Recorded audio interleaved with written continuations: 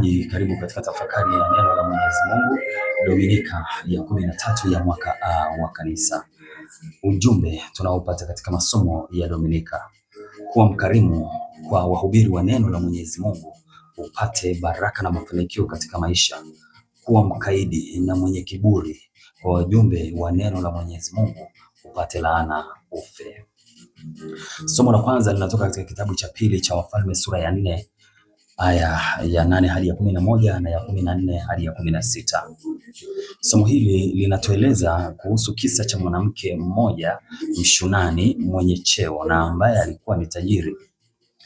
Mwanamke huyu alikuwa na mtoto, lakini alimuona mtu wa Mungu Nabii Elisha akipita katika eneo lake mara kwa mara. Akaamua kumtendea wema. Wema wa kwanza aliyomtendea, alimpa chakula. Chakula hicho ni kama hiki. Basi ilikuwa ni matunda mbalimbali, sana sana matunda ya mizeituni, na pengine alimpa kinywaji ambacho ni zabibu, na kama basi ya kumpa matunda alimpa mkate ambao ulikuwa ndio chakula kikubwa cha Wayahudi, mkate pamoja na wine kidogo, tunda la zabibu ambayo ilikuwa ni kinywaji maarufu sana kwa Wayahudi. Lakini kitu kingine ambacho alifanya kwa mtu huyu wa Mungu, alimshauri mumewe, akamwambia tumtengenezee huyu mtu nyumba. Basi mumewe inaonekana alikubali, na wakamtengenezea kanyumba kadogo kabisa. Wakamtengenezea kanyumba kadogo, na katika nyumba hiyo wakamwekea kitanda, alafu wakamwekea meza kama hii hapa, wakamwekea kiti, halafu wakamwekea na taa, kinara cha taa. Sasa taa hiyo, mpendwa wa mtazamaji, ilikuwa inatumia mafuta, kwa sababu kwa Wayahudi, tukirejea Injili ya Mathayo sura ya 25, kuna kile kisa cha wanawali 10, 5 werevu na wengine ambao walikuwa sio werevu. Tunaambiwa walishindwa kuchukua mafuta kwa ajili ya taa zao. Basi walikuwa na taa kama hii hapa. Basi taa kama hii hapa, kwa wale ambao tumezaliwa kabla ya mwaka wa 2010, nafikiri tutaikumbuka taa hii hapa. Hiki hapa ni kibatari kinatumia mafuta, au mbadala wake ulikuwa ni taa ya Shemli. Hiyo ilikuwa ni taa maarufu sana kwa mtu ambaye alikuwa na uwezo mkubwa, lakini kwa wale wa kawaida basi ilikuwa inatumika taa kama hii. Basi wakamwekea na taa. Lengo la taa hiyo ni ili aweze wakati wa usiku aweze kujifunza neno la Mwenyezi Mungu, ili kesho yake basi aweze kwenda kuwahubiria watu na kadhalika. Kwa mwanamke huyu akamtendea wema Nabii Elisha.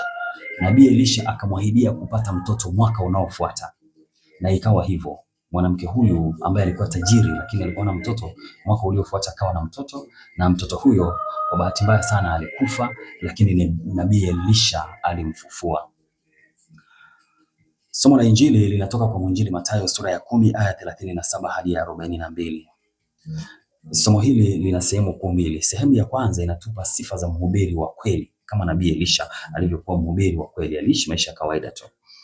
Yesu anatuambia mhubiri wa kweli wa neno la Mungu ni lazima ajitoe kwa 100% kwa ajili ya kazi ya Mungu, awahubirie watu kwa 100%, asahau familia yake, asahau ndugu zake, na au tayari kuvumilia mateso kwa ajili ya kuhakikisha kwamba ujumbe wa neno la Mwenyezi Mungu unawafikia watu. Huyo ndio mhubiri wa kweli wa neno la Mwenyezi Mungu, anajitoa bila kujibakiza kwa ajili ya neno la Mwenyezi Mungu. Wapo maaskofu ambao hawaoi, na hata kama wanaishi katika majengo sio ya kwao, mapadri, watawa, makatekista na wengineo, ambao wanatumia muda wao mwingi sana kwa ajili ya ujumbe wa neno la Mwenyezi Mungu kuwafikia watu. Sehemu ya pili ya Injili inatuambia kwamba mhubiri wa kweli sio mhubiri wa uongo ambaye anaigiza kumhubiri Kristo. Hapana, mhubiri wa kweli ambaye amejitoa kabisa kwa ajili ya kumhubiri Kristo anapaswa kutendewa kwa ukarimu, na anapotendewa kwa ukarimu, basi thawabu inamwendea yule ambaye amemtendea kwa ukarimu. Yesu anasema akimpa kikombe cha maji baridi kama haya tu, kikombe, amesema kikombe, hajasema glass. Hapana, kikombe tu cha maji baridi, thawabu yake ni kubwa, kwa sababu amemkarimu mtu ambaye ni mtumishi wa Mwenyezi Mungu, mhubiri wa kweli wa neno la Mwenyezi Mungu. Hajasema umpe wine, hapana. Hajasema umpe jagi kubwa la maji, hapana. Hajasema umpe maji ya moto, hapana, bahati mbaya yameisha. Au hajasema umpe mtori ambao basi utautumia na hii glasi, hapana, hajasema hivyo. Yaani kidogo tu Yesu alisema hivi, maji ya baridi, kwa sababu nchi ya Palestina ilikuwa ni nchi ya joto sana. Pengine basi maji ya baridi yalikuwa yanamrudishia huyu mtumishi wa neno la Mwenyezi Mungu nguvu.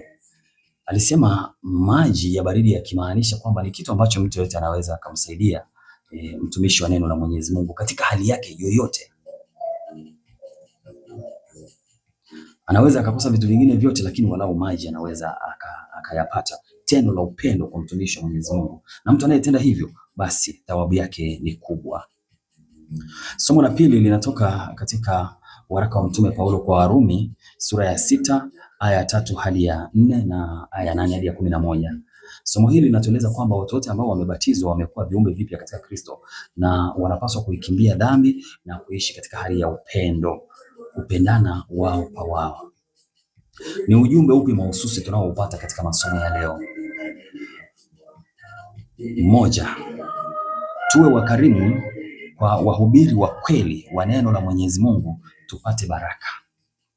Ibrahimu alikuwa mkarimu kwa kuhani mkuu Melkizedeki. Tukirejea kitabu cha Mwanzo sura ya 14 aya ya 14 hadi ya 18, akabarikiwa kuwa na mali nyingi na uzao mkubwa. Rahabu alikuwa na mwanamke mwasherati, lakini walau aliwasaidia Wayahudi katika kuingia katika mji wa Yeriko, akawahifadhi wale wapelelezi, na kilichotokea ni kwamba alibarikiwa, na baada ya Wayahudi kuingia katika mji wa Yeriko, yeye hakuuawa, aliendelea kufurahia maisha. Rejea katika kitabu cha Yoshua sura ya 2 aya 6.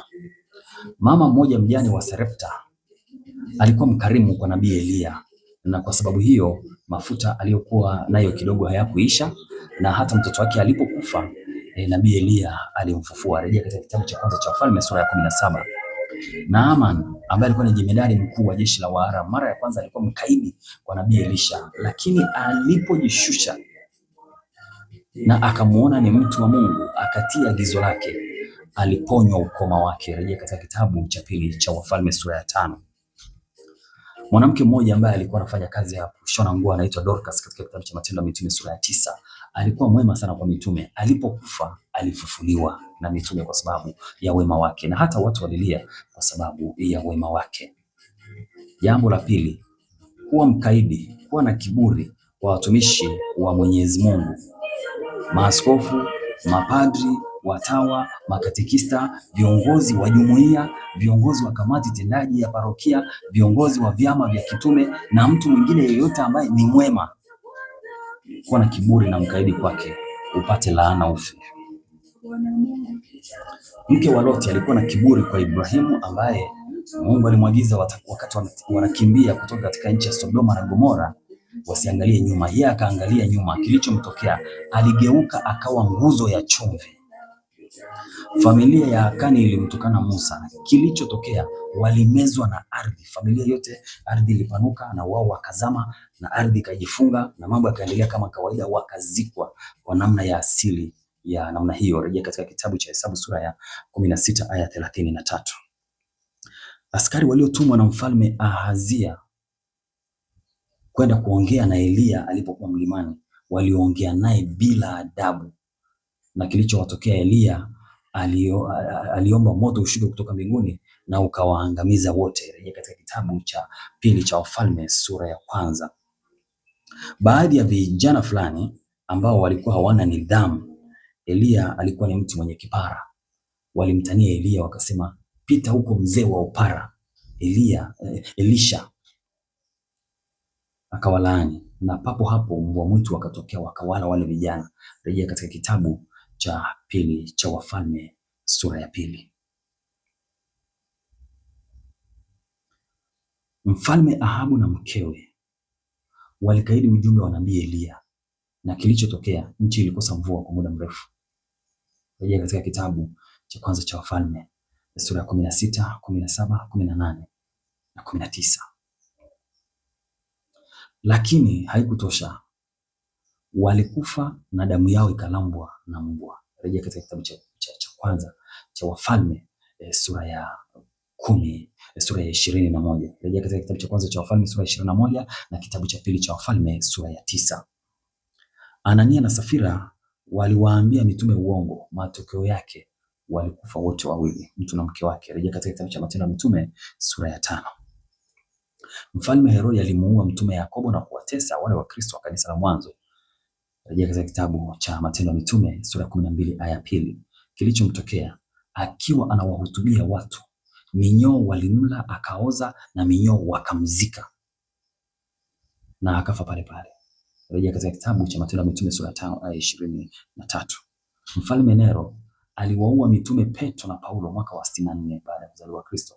Kilichomtokea, alijikatia tamaa, akataka kujiua, akajiwekea upanga shingoni, akaogopa. Ikabidi aliyekuwa katibu wake ambaye alikuwa anaitwa Epafroditi amsaidie, akamsukuma, akaangukia upanga na shingo ikakatika na akafa. Tunamtakia kifo chema huyu mfalme Nero. Hitimisho. Mpe ukarimu mtu wa Mungu. Inawezekana kwa askofu, akawa ni padri, akawa ni mtawa, akawa ni katekista, akawa ni kiongozi wa jumuiya, akawa ni mtu mwingine yeyote ambaye ni mwema eneo unaloishi, upate baraka. Na ukarimu wako inategemea, kama wewe una mali kama yule mwanamke Mshunami, unaweza ukampa kikombe cha divai, ukampa jaba la maji, ukampa mtori, unaweza ukampa haya maji ya kununua haya.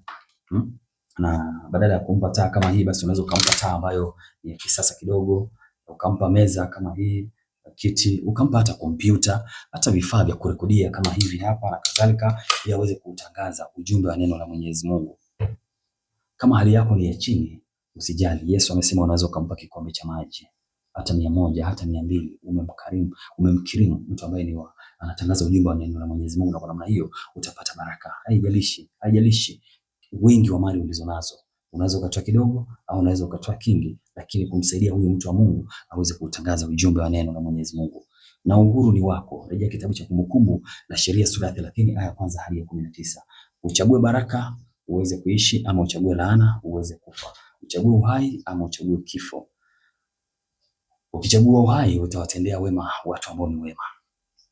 Ukichagua kifo utawatendea ubaya watu ambao ni wema, hatimaye na wewe utakufa tu.